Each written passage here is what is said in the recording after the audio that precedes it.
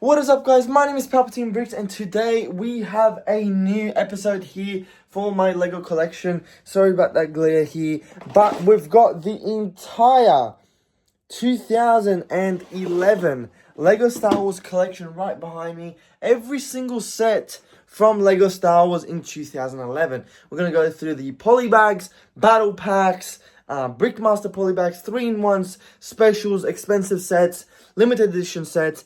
Everything that you can think of is in this video.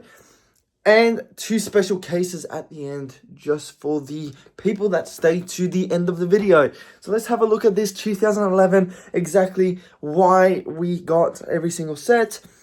Taking a look at biggest to smallest and stuff like that. So as you can see, there is a lot of sets on this table. Now, I don't want to take too much of your time because the attention span of this generation is not that good. So we're going to go straight into this video, starting us off with the polybags. There's a 355 Ultra Droid polybag. Nothing too interesting. Just going to zoom in here just to get that better quality for you guys. So that's the first polybag. Second polybag will be the AT-ST Raider, 354. Nothing special, no minifigures or anything like that. Love the Captain Rex logo in the corner. 352, we've got a Corporate Alliance tank polybag, the sand version, so not the blue one. And then finally, out of the small polybags, we've got the 353 Republic Attack Cruiser. So not the Venator, but very... Oh, it does look like a Venator. I don't know why they called it a cruiser. Let me know in the comments below if I'm wrong on that one. Then we've got 2 big polybags. Now they're continuing this from 2010. This is the Slave one, 219 Brickmaster polybag with 76 pieces, which is a bigger version of a Slave one. Not quite like the normal sets. Then we've got a 221 with the Bounty Hunter Assault Gunship Brickmaster polybag as well. Now, we only had 1 polybag in this year with a minifigure, being the ARF Trooper, Shadow ARF Trooper. This one goes for quite a lot now. We've got it in this case just to keep it nice and safe. But that's basically it for the polybags, unless there is something in those little boxes in there. But let's get into the sets, because there's a lot of them. Now, there's a lot of sets, but we're going to start off with the small ones, which are the battle packs. This is the 7913 Clone Trooper battle pack. Probably the most sought after battle pack so far in the entire lot, even from the other years that we've done videos on. But you can see why this one's so popular. Obviously, we get 2 orange clones, 1 commander clone, and 1 ARF sort of clone there, scout clone. Pretty interesting. I think to go against it, we've got the Mandalorian Battle Pack 7914. All the same characters there. So if you want to build the Mandalorian Battle Pack army, this was definitely the set for that. Now moving on, we've got some of the medium-sized sets, some of the smaller sets. The first one being the Geonosian Starfighter 7959. We've got Clone Commander Cody in there. Ki Mundi and a Geonosian pilot with the Geonosian Starfighter in there. This was a very nice set, a lot of fond memories in this set, and love the Captain Rex, Cody minifigure in there. Very, very nice. Then we've got the Ewok Attack, very underrated set, not many people speak about this set. 7956, 3 minifigures, including a Tokat, Logray, and Scout Trooper. That's the back of the box, and these are actually square boxes and very thin. So the next one we've got is the Sith Knight Speedo as well, 7957. Great minifigure selection. Savage Opress, Anakin, and Asajj Ventress. Very nice set with the minifigure selection being on point there. Then we've got an Imperial V-Wing Starfighter. I'm sure everyone in their mum had this set when they were young. An R2-Q2 and an Imperial pilot. Nothing too crazy. 2 minifigures in the set as opposed to 3 in the other 2 so far. And then the last one having the most minifigures, and it has a pretty sought after appearance for this year, as it included that many battle droids, and the ship is actually probably the best one we've had. The Battle of Naboo there. We've got a Gungan soldier, Jar Jar Binks. We'll get 2 droid pilots and 8 battle droids in one singular set. So this would have been definitely an army builder set. And just one thing about these sets, they're quite shiny. Like, you can definitely see the difference in the box art compared to nowadays. They're quite dim. These are quite shiny and bright. You can definitely see the colors on those. Now, this year had quote-unquote a lot of limited edition sets here. Like this one here, the 7868 Mace Windu Jedi Starfighter, which fetches for a lot of money due to that tactical droid there and Mace Windu in the singular set with 2 battle droids and an R8B7. Love this set. It says limited edition there. I think these were limited to maybe Target or something. I don't exactly remember. That is the back of the model. But pretty interesting how some of them, like the minifigure selections in 2011, I must say, were just on point. Like, we've had 3 totally different minifigures in this set alone. And then looking at the 7869 Battle of Geonosis as well, we get another 3 unique characters, being Captain Rex, which everyone loves, Luminara Unduli, Super Battle Droid, and 2 battle droids in the singular set. Loved this set as a kid. It does also say limited edition for some reason. And then the last one out of those sizes would be the 7877 limited edition Naboo Starfighter with a little side build. And again, you get 4 unique minifigures in this one. A security battle droid, R2-D2, Anakin Skywalker, Naboo pilot, all in one set. You just don't get minifigures like this and box art like this anymore. Like, look at that box art. You go into the shop and you see this, you would just love to buy that. Now, these 2 are a bit bigger, but this was a special edition from Europe, being the Night Speeder 7913 and Mandalorian Battle Pack 3-in-1. So this one's quite hard to get and it's from Europe. If you want this set number, it's 66395. Decent set, but we've already seen them, so I'm not going to go into much detail in that. Then we've got the 7930 Bounty Hunter Assault Ship. Now, we did see the Brickmasters polybag of this set. And again, we get a excellent minifigure selection, being Sugi, Assassin Droid, Embo, and Aura Singh, all in one singular set. Very, very interesting. I want to continue with these medium-sized sets. I love these sets here. 7961 Darth Maul Sith Infiltrator. This is the best infiltrator they've ever made. Maybe the 2016 one was a bit better, but the minifigure selection here, Darth Maul, Captain Panaka, Padme, and Qui-Gon Jinn all in one set with his speeder bike. I love that set.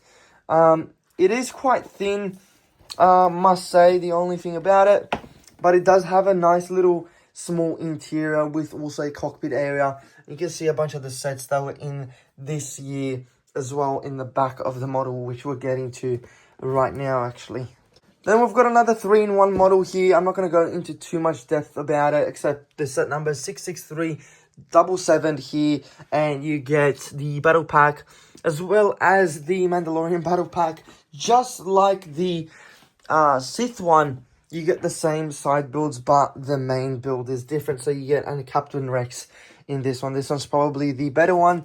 Look at the minifigure selection. That's insane. Don't know who wouldn't buy this. So continuing with some of the unique sets in this year, we've got the Jedi T6 Shuttle 7931. The minifigure, I just can't seem to just be on top of the minifigure selection. Like, you got 2 unique minifigures in a singular set. UCS sets nowadays don't even get like unique minifigures, so this is pretty crazy to see. That's the back of the model. We did get a T6 Shuttle sort of thing, I think, literally 2 years ago, maybe. It would have been a little bit of a newer version, but yeah, that's the original version, the first T6 Shuttle we ever got. Now, this is probably the best Hoth set they have ever made in LEGO Star Wars. I mean, if you do like the Battle of Hoth UCS version, then you don't really like this one. But something about this set I just loved. 7879, and it had a lot of unique minifigures again, like the Luke Skywalker being inside the ice there, and just the red C-3PO or R3PO being in the set is unique by itself. And it had just so many play features in this model. I loved playing this when I built this back in 2000, maybe 15, just before it retired. Obviously, we've got the Lego Star Wars Saga there being displayed. But this was one of my favorite sets in this year. Now, these next two sets were kind of like super packs as well. We've got a Naboo Starfighter with the Battle of Naboo, as well as the Clone Trooper Battle Pack in a singular box here. But what made this thing special is this is an actual special for Japan only. You can see the Japanese writing in the top right corner. It would have included the Luke Skywalker Saga, I'm pretty sure, DVD in this set itself. You get the minifigures here in the back. This thing fetches for quite a lot of money now, to be honest with you. And as you can see, it is called that 3-in-1 Super Pack. And if you want to get it, we'll pick it up. That's the set number there. As well as this next one up here, which is actually from a set from 2010. That Frico Speeder, or whatever you call it. And the 2 battle packs. So every single Super Pack in this year actually included the same 2 battle packs. The only thing that's different is the main build. And if you want to buy this, this is the 66378 3-in-1 Super Pack. So there was quite a lot of Super Packs in this year, I must say, for us to collect. But the next 4 sets are the biggest in this year and probably the most looked after, or everyone actually knows what these sets are. Getting to some of the bigger sets, so I actually had this set myself when I was young. I've already built it around maybe 4 times in my lifetime, so I'm kind of sick of this set. But for normal people, this is probably, actually no, it is the best pod racer build sets, in my personal opinion, that's ever been out. I mean, I know there was those 2022 ones, or 23, I can't remember the exact year. This is the 7962 original Anakin versus Sebulba pod racer. Beautiful minifigure selection again. Love the box art. It is very striking and just simple, and the colors are just so nice. Love this set. Following that, we've got another Millennium Falcon. Pretty interesting minifigure selection, just a standard. This is probably my second favorite Lego Star Wars Millennium Falcon ever made. In the normal scale. I don't like the Dark Falcon or the colorful one. I don't know the other ones, but 2004 was a bit worse than this. I did like the 2016 one, but this one's pretty decent. This is the 7965.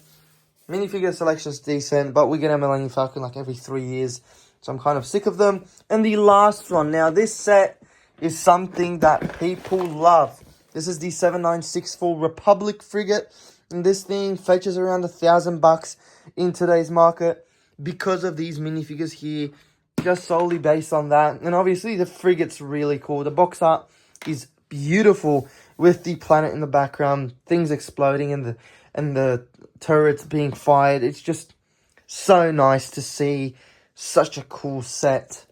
The back of the model also shows off the interior, the cockpit, and the escape pod. Love this set. What do you think of this year so far? Which one is your favorite? I think this would be my favorite. Now, last but not least, we've got the infamous 10221 Super Star Destroyer set. Now, I've got a mock there, which I've got displayed. I have had this one displayed before. I did sell it used because it was quite yellowed and it just got disgusting. I didn't really have any room for it, as you can see. But I've got it sealed in box because I have to. This is actually a big box for 2011.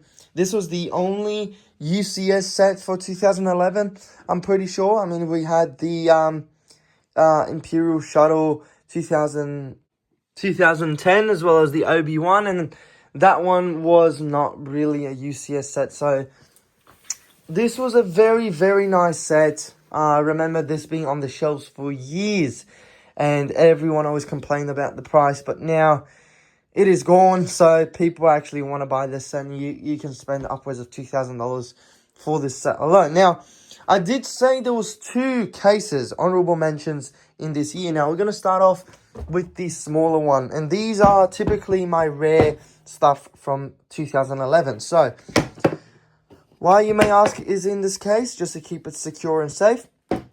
But the first thing is going to be the 2011 Toy Fair Lego Collector's Party set, as well as the Boba Fett that came packaged, and you could actually build it yourself.